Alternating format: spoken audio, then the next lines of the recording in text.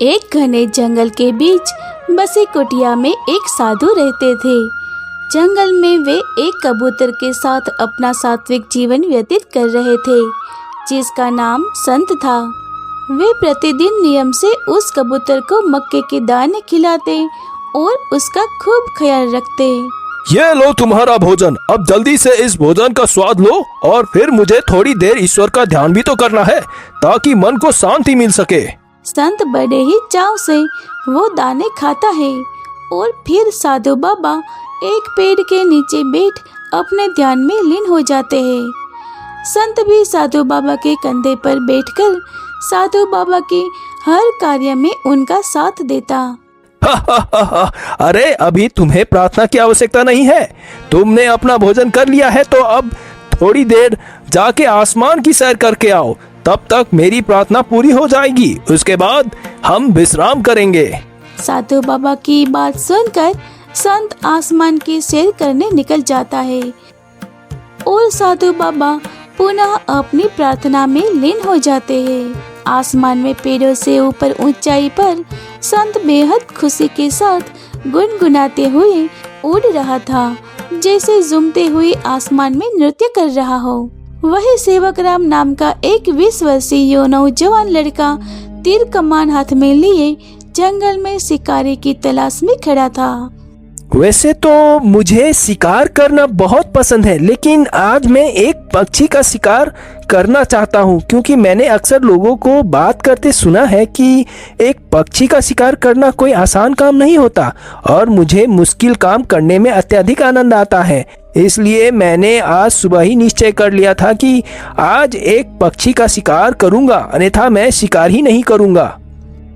संत अभी भी आसमान में उड़ ही रहा था। उसे जरा भी ज्ञात नहीं था कि कोई उसका शिकार भी कर सकता है कि तभी सेवक राम की नजर उड़ रहे कबूतर पर पड़ती है। अरे वाह, आज का दिन तो मेरे लिए बहुत खास हो गया। इतनी जल्दी उड़ता हुआ कबूतर भी दिख गया। चलो अब इसका शिकार किया जाए। इस कबूतर के लिए तो बस मेरा एक तीर ही काफी है। इतना कहकर सेवक राम ने अपना तीर कमान आसमान में उड़ रहे कबूतर की ओर साधा और तीर चला दिया।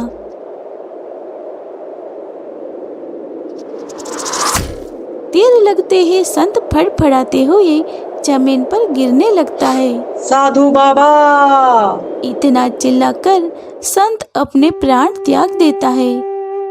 संत की आवाज सुनकर सेवक राम आश्चर्यचकित रह जाता है। अरे ये कबूतर कोई साधारण कबूतर प्रतीत नहीं होता। इसके पास बोलने की शक्ति कैसे है? मुझे पास जाकर देखना चाहिए। सेवक राम भागता हुआ उसके पास जाता है और मरे हुए कबूतर को देखता है। कबूतर का एक पंख कट चुका था और उसके शरीर में तीर अभी भी घुसा हुआ था। साधु बाबा पेड़ के नीचे बैठकर प्रार्थना कर ही रहे थे कि संत की आवाज उनके कानों में पड़ती है और वे अचानक से आंखें खोलते हैं। अरे ये क्या? ये तो संत की करुणा आवाज थी। कहीं संत के ऊपर कोई विपत्ति तो नहीं आ गई? नहीं, मुझे जाकर देखना होगा। इतना कहकर साधु बाबा तेज कदमों से उस आवाज की दिशा में जाने लगते हैं। ऐसे ही साधु बाबा देवकरण के पास पहुंचते हैं तो देखते हैं जमीन पर संत मृत अवस्था में पड़ा था। साधु बाबा उसे हाथ में उठाकर रोने लगते हैं। ये क्या हो गया संत? तुम्हारी ये स्थिति किसने करी? मुझे बताओ। मैं तुम्हें वचन देता हूँ, उस व्यक्ति को ऐसा दंड दूंगा कि वो जीवन भर इस अपराध का पश्चाताप नहीं कर पाएगा। तभी पास खड़े सेवक राम से साधु बाबा की पीड़ा नहीं दिखी गई और वह बोल पड़ा। आप एक कबूतर के लिए इतने भावुक क्यों हो रहे हैं तपस्वी जी? मैंने तो केवल खेल खेल में इसका शिकार किया था, लेकिन साधु ये कोई आम कबूतर प्रतीत नहीं होता है। इसके पास बोलने की शक्ति थी। सेवक राम ने ही संत का शिकार कर उसे मार दिया। यह सुनते ही साधु बाबा क्रोध से आग बबूला हो गए। मूर्ख मनुष्य, ये मेरा पालतू कबूतर था, इसको बोलने की शक्तियां मैंने ही प्रदान की थी और तूने इसी का शिकार करके वध किया। ये तूने कोई गलती नहीं बल्कि पाप किया है। किसी पक्षी की हत्या करना तेरे लिए खेल हो सकता है, परंतु तूने उस पक्षी के जीवन का अंत किया है। इसलिए मैं तुझे श्राप देता हूँ कि तू अब एक कबूतर बनकर कबूतर का जीवन जिएगा और देखेगा कि एक पक्षी का जीवन कितना कठिन होता है। यह सुनते ही सेवक राम हाथ जोड़ के घुटनों पर बैठकर रोने लगता है। बाबा, मुझसे अनजाने में अपराध हुआ है, मुझे क्षमा कर दीजिए। मैं अज्ञानी था, मूर्ख था और ये भूल कर बैठा। मैं आपसे हाथ जोड़ के विनती करता हूँ कि कृपया करके मुझे इतनी कठोर सजा मत दीजिए। साधु एक मंत्र पढ़ते हैं और सेवक राम तुरंत ही एक कबूतर में बदल जाता है। जब तक तू पक्षियों के असहाय जीवन और उनका संघर्ष महसूस करके समझ नहीं जाता, तब तक तू इसी कबूतर का जीवन व्यतीत करेगा। इतना कहकर साधु बाबा संत को हाथों में उठाकर वहां से गायब हो जाते हैं। सेवक राम अब एक कबूतर बन गया था। वो आंख में आंसू लिए पंख फैलाता है, लेकिन वो कबूतर के जीवन से पूरी तरह अनजान था, इसलिए उड़ नहीं पा रहा था। ये मैंने क्या कर दिया? मुझसे ये अपराध कैसे हो गया? अब मुझे किसी तरह बाबा को ढूंढना होगा, वही मुझे इस श्राप से मुक्त कर सकते हैं। लेकिन मैं पंख फैलाने के बाद भी उड़ नहीं पा रहा हूँ, तो बाबा को कैसे ढूंढूंगा? सेवक राम यहाँ वहाँ चलना शुरू करता ही है कि उसके पीछे एक बिल्ली पड़ जाती है और सेवक राम अपने छोटे छोटे पैरों से जान बचाकर भागता है। रुक जा, आज मैं तुझे मारकर भोजन करूंगी। वैसे भी काफी समय से किसी कबूतर को नहीं खाया, आज तो स्वादिष्ट भोजन मिलने वाला है। नहीं नहीं, मुझे छोड़ दो। मैं कोई कबूतर नहीं, मैं एक मनुष्य हूँ जो श्राप के कारण एक कबूतर बन गया हूँ। कृपया मुझे जाने दो। सेवक राम पंख फैलाकर भाग रहा था और कुदरत के करिश्मे से वह इस बार उड़ने लगता है और ऊंचाई पर चला जाता है। शुक्र है कि मैं उड़ पा रहा हूँ। भगवान आपका शुक्रिया जो मुझे उड़ने की शक्ति दी और मैं बिल्ली से अपनी जान बचा पाया हूँ। ज्यादा ऊंचाई पर होने के कारण एक चील सेवक राम के पीछे पड़ जाती है और उसका शिकार करना चाहती थी। आज तू मेरा भोजन बनने के लिए तैयार हो जा कबूतर के बच्चे। सेवक राम तेजी से उड़ रहा था ताकि चील से अपनी जान बचा सके। उड़ते हुए उसको एक चिड़िया का घोंसला दिखाई देता है और वह पेड़ों के बीच में जाकर उस घोंसले में बैठ जाता है। चील पेड़ों के बीच नहीं देख पाती, इसलिए वह वहां से चली जाती है। शुक्र है मैं इस चील से बच गया। अब मुझे जल्दी से जल्द बाबा को ढूंढकर क्षमा मांगनी चाहिए ताकि वे मुझ पर दया करके श्राप से मुक्त कर मुझे फिर से मनुष्य बना दे। सेवक राम अपने अगले खतरे से बिल्कुल अनजान था और सेवक राम घोंसले के पास बैठे सांप को नहीं देख पाया था। सेवक राम को पूंछ में जकड़ लेता है। ये तुम क्या कर रहे हो? तुम जानते नहीं हो मैं एक कबूतर यानी तुम्हारा शिकार नहीं हूँ। मैं एक मनुष्य हूँ जो इस कबूतर के रूप में कैद हो गया हूँ। तू इंसान हो या कबूतर, मैं तो तुझे खाकर बस अपना पेट भरना चाहता हूँ। सेवक राम सांप के पूंछ पर अपनी चोंच मारना शुरू करता है और दर्द की वजह से सांप की पकड़ कमजोर हो जाती है, जिस कारण सेवक राम सांप की पकड़ से आजाद होता है और आसमान में उड़ जाता है। ये मेरे ऊपर कैसा संकट आ रहा है। इस बार मैं ज्यादा ऊंचाई पर नहीं उड़ूंगा, वरना कोई बड़ा पंछी फिर से मेरे पीछे लग जाएगा। और यह कैसा जीवन है जिसे देखो मुझे मार के भोजन करना चाहता है। अब मुझे सच में पक्षियों का जीवन काफी कठिन लग रहा है। मुझे जल्द से जल्द साधु बाबा को ढूंढना ही होगा, अन्यथा मैं सच में किसी का भोजन बन जाऊंगा। उड़ते उड़ते सेवक राम को वही साधु बाबा अपनी कुटिया के पास दिखाई देते हैं। जो एक गड्ढा खोद रहे थे। सेवक राम जल्दी से उनके पास जाता है और सीधा साधु बाबा के चरणों में बैठ जाता है। मुझे माफ कर दीजिए बाबा, मैं एक पक्षी के जीवन की सभी कठिनाई और सभी समस्याएं समझ गया हूँ। कृपया मुझे क्षमा करके इस श्राप से मुक्त कर दीजिए। अभी भी साधु बाबा का क्रोध शांत नहीं हुआ था और वह सेवक राम को देख और ज्यादा आक्रोश में आ जाते हैं। मूर्ख इंसान, यहाँ से चले जा। मुझे अभी अपने कबूतर को अंतिम विदाई करनी है। इस कबूतर ने अपने पूरे जीवन मेरे साथ प्रार्थनाएं करी थी, इसीलिए इसको स्वर्ग का मार्ग अवश्य मिलेगा, लेकिन तेरा जीवन नर्क ही बना रहेगा। साधु बाबा को अभी भी क्रोधित देख सेवक राम वहाँ से उड़ जाता है। पूरे दिन से सेवक राम बिना कुछ खाए बस उड़ता जा रहा था। इसका कारण अब उसे भूख का एहसास हो रहा था। साधु बाबा अभी तक क्रोधित हैं और यह बाकी पशु पक्षी मेरा भोजन करना चाहते हैं। भोजन से याद आया, मुझे भी तो भूख लग रही है, लेकिन अब मैं क्या खाऊं और खाना कहाँ मिलेगा? ओह, ये पक्षी बेचारे कैसे भोजन ढूंढते होंगे। ये पक्षी इतनी कठिनाई भरा जीवन व्यतीत करते हैं। मुझे अब खुद एक पक्षी बनकर ये सब समझ आ रहा है। सेवक राम उड़ते हुए भोजन की तलाश करता है। सेवक राम से भूख की पीड़ा सहन नहीं हो रही थी। भूख के कारण उसकी आंख से आंसू गिर रहे थे। थोड़ी देर में ही उसे जमीन पर चावल के कुछ दाने पड़े हुए दिखाई देते हैं। अरे वाह, चावल के दाने, ये तो कबूतर का स्वादिष्ट भोजन होता है। मैंने देखा है कि कबूतर इसे बहुत स्वाद से और जल्दी खाते हैं। चलो चलकर मैं ये खा के अपनी भूख शांत करता हूँ। उसके बाद सोचता हूँ कि साधु बाबा को प्रसन्न कैसे करना है। सेवक राम चावल के दाने देख इतना उत्साहित हो जाता है कि चावल के दानों के नीचे बिछा जाल देख ही नहीं पाता और नीचे आके जाल पर बैठकर वह चावल के दाने खाने लगता है। अरे वाह, ये तो सच में स्वादिष्ट है। हो सकता है कबूतर को यह सच में पसंद हो और इस वक्त मैं कबूतर के रूप में हूँ, इसलिए ये कच्चे चावल भी मुझे अच्छे लग रहे हैं। अचानक कोई हलचल होती है और सेवक राम डर के जल्दी से इससे निकलने की कोशिश करते हैं, लेकिन उसके पैर जाल में फंस चुके थे और वह उड़ नहीं पाता है।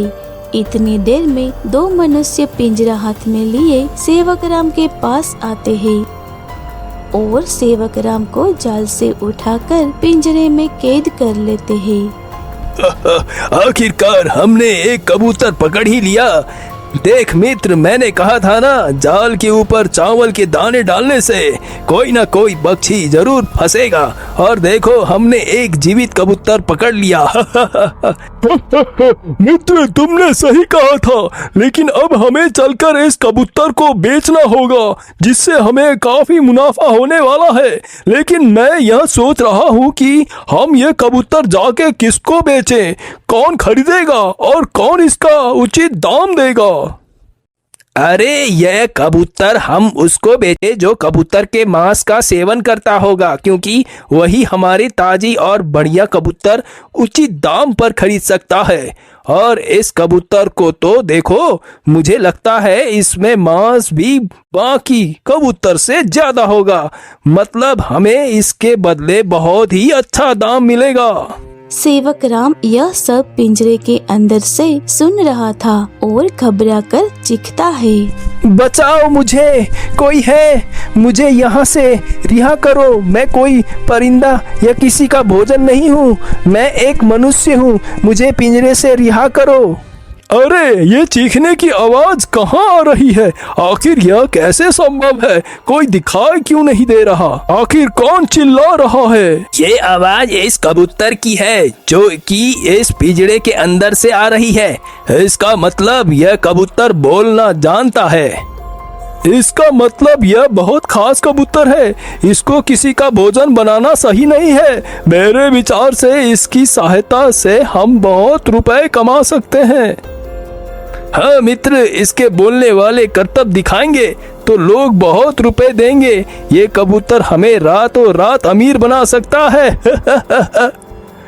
इसका तात्पर्य ये हुआ, आज हमें रुपयों का खजाना मिल गया है और हम बहुत जल्दी शहर के सबसे अमीर आदमी होंगे। सेवक राम को कुछ समझ नहीं आ रहा था कि इस पिंजरे से कैसे रिहा हुआ जाए। आज एक कबूतर की हत्या करके कितना बड़ा अपराध हुआ है, जिसकी मुझे इतनी बड़ी सजा मिल रही है कि भोजन करते करते भी मुझे पकड़ लिया गया है और अब मैं यहाँ से रिहा भी नहीं हो सकता। और ये दोनों लोग न जाने मेरे साथ क्या करने वाले हैं। कितनी कठिनाई में यह पक्षी अपना जीवन व्यतीत करते हैं। मैं एक दिन में हार गया और ये पक्षी हर रोज इसी तरह कठिनाइयों का सामना करते हैं। मैं आज के बाद कभी किसी पशु पक्षी को नहीं सताऊंगा और सदा उनकी सेवा करूंगा। काश मैं यहाँ से रिहा हो जाऊं। यह सब सोचते हुए सेवक राम एक करुणा भरी आवाज में बाबा को पुकारता है। साधु बाबा, कृपया मेरी सहायता करें। सेवक राम की करुण पुकार सुनते ही साधु बाबा वहाँ प्रकट होते हैं। घबराओ मत सेवक राम, ये सब जो भी तुम्हारे साथ अभी तक हुआ है वे सब मेरा ही माया जाल था। मैं तुम्हें कोई हानि पहुंचाना चाहता था, लेकिन तुमने जो मेरे कबूतर संत के साथ किया है उसे समझाना चाहता था। मैं तुम्हें बताना चाहता था कि एक पंछी का जीवन कितना कठिन होता है और वे कितने असहाय होते हैं। और तुम्हारे ये करना भरी आवाज सुनकर मुझे यकीन हो गया है कि तुम्हें एक पक्षी का जीवन भली भांति समझ आ गया है और मेरे लिए यही काफी है। बाबा, कृपया मुझे क्षमा करें और इस पिंजरे से मुक्त करें। मैं आपको वचन देता हूँ कि आगे से अपने जीवन में किसी भी पशु या पक्षी का शिकार नहीं करूँगा और सदा उनकी सहायता के लिए सबसे आगे रहूँगा। साधु बाबा एक मंत्र पढ़ते हैं और दोनों मनुष्य पिंजरे के साथ गायब हो जाते हैं। बाबा, आपने इतनी कृपा करी कि मेरी जान उन मनुष्यों से बचाई। अब थोड़ी कृपा करके अपना श्राप भी वापस ले लीजिए। मैं इस रूप में अपना जीवन व्यतीत नहीं कर सकता, अन्यथा मुझे अपनी शरण में ले लीजिए, जिस प्रकार आपने संत को अपने शरण में रखा था। देखो वत्स, मैं अपने दिए गए श्राप को वापस तो नहीं ले सकता, लेकिन इस श्राप से मुक्त होने का उपाय तुम्हें बता सकता हूँ। लेकिन वह उपाय थोड़ा कठिन है। उसमें हो तुम सफल हो या फिर असफल, ये तुम्हारी कर्म और नियति तय करेगी। बाबा, मुझे आपकी कही हर बात मंजूर है। कृपया करके मुझे उपाय बताएं। मैं कठिन परिश्रम करने के लिए तैयार हूँ। अगर यही मेरा प्रायश्चित है तो मैं अवश्य करूँगा। यह सुन के साधु बाबा का हृदय पिघल जाता है और वह सेवक राम को उपाय बताते हैं। तुम्हारे कष्ट का समाधान एक अविवाहित कन्या के हाथों से होगा और वह कन्या पूरी निष्ठा से और निस्वार्थ होकर तुम्हारी सहायता करेगी, तभी इस श्राप का निवारण होगा और तुम वापस अपने मनुष्य रूप में आ जाओगे। लेकिन बाबा, आप किस कष्ट की बात कर रहे हैं और कोई कन्या मेरी सहायता क्यों करेगी? आज के युग में कौन ही निस्वार्थ सेवा भाव रखता होगा? बाबा, ये उपाय तो असंभव प्रतीत हो रहा है। तुम्हें सब कुछ सही वक्त आने पर स्वयं पता चल जाएगा। इतना बोलकर साधु बाबा हवन में अदृश्य हो जाते हैं। ये बाबा ने कैसा उपाय बताया है? जब मैंने किसी पक्षी के बारे में नहीं सोचा और उसका शिकार किया तो कोई मेरी सहायता क्यों करेगा? यह कह के सेवक राम आकाश में उड़ान भरता है। सेवक राम उड़ते हुए एक नदी किनारे पहुंच जाता है और देखता है वहाँ कुछ बच्चे खेल रहे हैं और सेवक राम का मन होता है उन बच्चों के साथ जाकर खेले, इसलिए वो थोड़ा सा नीचे आता है। लेकिन बच्चे कबूतर को देख खुश हो जाते हैं और खेल खेल में कबूतर की तरफ जमीन से उठाकर पत्थर मारने लगते हैं। पत्थर सेवक राम को लग जाता है और वह चोटिल हो जाता है और उसे देख बच्चे घबरा जाते हैं। लगता है वह कबूतर मर गया है। हमें भाग जाना चाहिए, नहीं तो किसी को पता चला तो आज हमें मार पड़ेगी। हाँ हाँ, जल्दी चलो, भागो यहाँ से। सभी बच्चे वहाँ से भाग जाते हैं और सेवक राम अभी भी जमीन पर पड़ा हुआ दर्द से कराह रहा था। हे प्रभु, आज मैं अपने किए गए सारे अपराध, सारे पापों की एक साथ माफी मांगता हूँ। मैंने पशु पक्षियों का शिकार करके उन्हें बहुत कष्ट पहुँचाया है और मुझे आज वह सारे दर्द का आभास है जो मेरे कारण उन सभी पशु पक्षियों को हुआ है। हाँ प्रभु, अब यह पीड़ा मुझसे बर्दाश्त नहीं हो रही है। कृपया मुझे इस संपूर्ण जीवन से मुक्त कीजिए।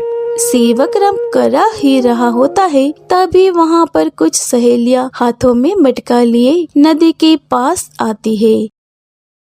उन्हीं सहेलियों में एक थी नंदिनी। उसकी नजर उस कबूतर पर पड़ती है और वह मटका नदी किनारे रख के सेवक राम के पास आती है और देखती है कि कबूतर जख्मी हालत में गिरा पड़ा था। अरे यह क्या? ये कबूतर ऐसे जख्मी हालत में यहाँ गिरा है और कोई इसको देखने वाला नहीं है। इसके तो सूजन प्रतीत हो रही है। एक काम करती हूँ, इसको घर ले जाकर इसका उपचार करने का प्रयास करती हूँ। नंदिनी कबूतर को उठाती है और अपनी सखियों से कहती है, सुनो सखियों, मैं इस कबूतर को घर ले जाकर इसका उपचार करने का प्रयत्न कर रही हूँ। तुम लोग कृपा करके मेरा मटका भरकर मेरे घर पहुँचा देना। इसके लिए मैं तुम सभी की आभारी रहूंगी। इतना कहकर नंदिनी कबूतर को अपने घर ले जाती है। सबसे पहले मैं इसको पानी दे देती हूँ। पता नहीं कब से वहाँ गिरा होगा और प्यासा होगा। इसके बाद यह पानी पी ले, उसके बाद मैं इसका उपचार शुरू करती हूँ। उपचार पूर्ण करके यह पूरी तरह स्वस्थ हो जाए और फिर से आसमान की उड़ान भर पाए। सेवक राम ये देख आश्चर्यचकित रह जाते हैं कि एक कन्या उसकी बिना किसी स्वार्थ के सेवा कर रही है।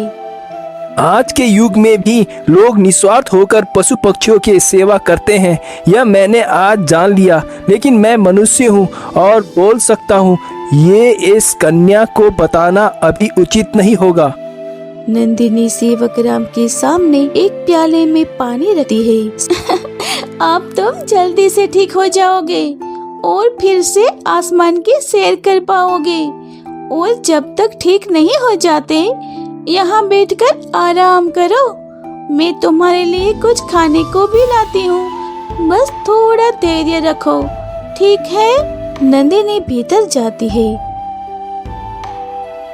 और बाजरे के कुछ दाने लेकर आती है और अपने बिस्तर पर बिखेर देती है। बाजरे के दाने देख सेवक राम बड़ा ही प्रसन्न हो जाता है और दाने खाने लगता है और अपने पंखों से नंदिनी को प्रणाम करता है। अरे तुम तो बहुत समझदार हो, तुम्हें पंख जोड़कर धन्यवाद करना भी आता है। वैसे मुझे पता है यह बाजरा कबूतर को पसंद होता है। तुम यह खाकर थोड़ी देर विश्राम करो ताकि जल्द ही स्वस्थ हो जाओ। बाजरे के दाने खाते खाते सेवक राम की आंखों से आंसू गिरने लगते हैं और उन आंसुओं को नंदिनी देख लेती है। अरे तुम रो क्यों रहे हो? क्या जख्म में दर्द ज्यादा हो रहा है? फिक्र मत करो, तुम बहुत जल्दी स्वस्थ हो जाओगे और जख्म भी भर जाएगा। तुम ऐसे रो मत और उदास बिल्कुल मत हो। सेवक राम नंदिनी का इतना अच्छा बर्ताव देखकर खुद को रोक नहीं पाता है और तुरंत बोल पड़ता है, मैं जख्म की वजह से नहीं रो रहा, मैं आपके इतने अच्छे बर्ताव और निस्वार्थ सेवा के कारण भावुक हो उठा हूँ। क्योंकि आज के युग में आपकी तरह कोई किसी की सहायता नहीं करता है और मैं एक अपराधी था, मुझे ये सेवा पाने का अधिकार नहीं है। नंदिनी कबूतर को बोलते देख आश्चर्यचकित रह जाती है। तो तुम बोल सकते हो? क्या तुम कोई मायावी कबूतर हो? नहीं नहीं, मैं कोई मायावी कबूतर नहीं हूँ। मैं आपकी तरह ही एक मनुष्य हुआ करता था। मेरा नाम सेवक राम है और मैं एक 20 वर्षीय मनुष्य हूँ। पास ही में मेरा गांव है। लेकिन तुम्हारी यह स्थिति कैसे हुई? तुम एक कबूतर के रूप में कैसे कैद हो गए? मुझे शुरू से पूरी बात बताओ। मैं गांव में रहने वाला लड़का हूं, जिसको एक समय पर पशु पक्षियों का शिकार करना बहुत पसंद हुआ करता था। और आज सुबह ही मैं जंगल में एक पक्षी का शिकार करने गया था, क्योंकि मैंने सुना था कि पक्षी का शिकार करना कठिन होता है। लेकिन ये तो गलत बात है कि तुम अपने शौक या खेल के लिए किसी बेजान पशु या पक्षी की हत्या कर दो। ये प्रकृति के नियमों के विरुद्ध है। लेकिन तुम्हें यह रूप कैसे मिला? तुम तो शिकार करने गए थे। मैंने आज सुबह ही एक कबूतर देखा तो उसका तीर से शिकार किया और वो फड़फड़ाते हुए जमीन पर गिरा। लेकिन वह कबूतर मेरी तरह ही बोल सकता था। मुझे समझ आ गया कि आज मैंने कोई अनर्थ कर दिया है। और वही हुआ। वह एक तपस्वी साधु बाबा का पालतू कबूतर था, जिससे साधु बाबा अत्यधिक प्रेम करते थे। और उन्हें अपने कबूतर को मृत देखकर मुझे यह श्राप दिया गया कि मैं एक कबूतर का जीवन व्यतीत करके उसके सभी दुख, दर्द और कष्ट का अनुभव करूं। और वही हुआ। मैंने आज आभास किया कि एक पक्षी का जीवन कितना कठिन होता है। मुझे यह सुन के बहुत प्रसन्नता हुई कि तुम्हें हर पशु पक्षी का दर्द समझ आ गया और अपनी गलती की अनुभूति होना ही सबसे बड़ा पश्चाताप होता है। तो क्या तुम्हें बाबा ने इस श्राप का निवारण नहीं बताया कि इससे मुक्त कैसे हो सकते हैं? सेवक राम नंदिनी को शांति से बताता है कि उसने कैसे साधु बाबा को ढूंढा और उनसे निवारण पूछा। और साथ ही सेवक राम में पूरा निवारण नंदिनी को बताया। और यह सब सुन के नंदिनी आश्चर्यचकित रह जाती है। इसका तात्पर्य है कि एक अविवाहित कन्या अगर तुम्हारी किसी पीड़ा का समाधान करे तो तुम श्राप मुक्त हो सकते हो। लेकिन वह कौन सी पीड़ा होगी, मुझे बताओ। हो सकता है मैं तुम्हारी सहायता कर पाऊँ। मैं नहीं जानता कि क्यों तपस्वी महाराज ने मुझे यह नहीं बताया कि मेरी कौन सी पीड़ा के समाधान से श्राप से मुक्त हो सकता हूँ। सेवक राम और नंदिनी बात कर ही रहे थे कि वहाँ साधु बाबा फिर से प्रकट हो जाते हैं। सेवक राम बाबा को प्रणाम करता है। आप ही तपस्वी हैं जिन्होंने सेवक राम को यह श्राप दिया था। बाबा, अब यह व्यक्ति पशु पक्षियों का दर्द समझ चुका है। कृपया करके इसे इस श्राप से मुक्त कर दीजिए। पुत्री, यही बताने में यहाँ आया हूँ कि जो भी श्राप का निवारण मैंने सेवक राम को बताया था वो भली भांति पूर्ण हो गया है। कैसे बाबा? आपने तो यह बताया ही नहीं कि सेवक राम कौन से पीड़ा का उपचार या समाधान करने से वह श्राप मुक्त हो सकते हैं। पुत्री, तुम अभी नादान हो। तुमने जाने अनजाने में ही सेवक राम की पीड़ा का उपचार कर दिया है। देखो, वो कुछ समय पहले जख्मी हालत में था और अभी देखो स्वस्थ हो रहा है। और यह जख्म कुछ ही क्षण में भर जाएगा और सेवक राम अपने मनुष्य रूप में लौट आएगा। आपका बहुत बहुत धन्यवाद बाबा। आपकी दी हुई सीख मैं अब जीवन भर याद रखूंगा और कभी भी किसी भी परिस्थिति में पशु पक्षियों को परेशान न करने का वचन देता हूं। और साथ ही यह वचन भी देता हूं कि अपने जीवन भर मैं सभी पशु पक्षियों का तन, मन और धन से सेवा करूंगा। बाबा, मुझसे जो भी पाप या जो भी अपराध हुए हैं कृपया उन्हें क्षमा करें। मैं तो केवल एक तपस्वी हूँ बालक। तुम्हें तो स्वयं ईश्वर ने क्षमा कर दिया। इसी कारण तुम्हारे सहायता के लिए नंदिनी को तुम्हारे पास नदी किनारे भेज दिया था।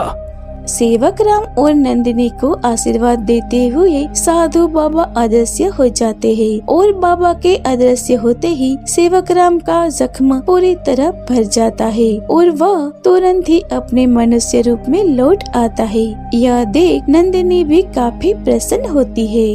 नंदिनी जी, मेरी सहायता करने के लिए और मेरी पीड़ा का उपचार करने के लिए आपका कोटि कोटि धन्यवाद है।